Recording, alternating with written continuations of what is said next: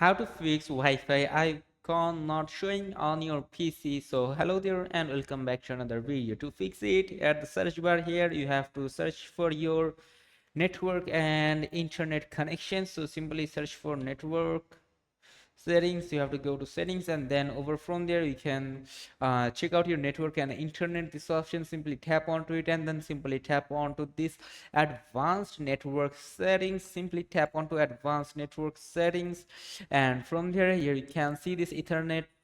Like this one is my Wi-Fi, or you can say router. So as you can see, if you are not showing the icon of your Wi-Fi over here, as you can see mine is showing here, that's mean your Ethernet is disabled. You just have to tap on to enable.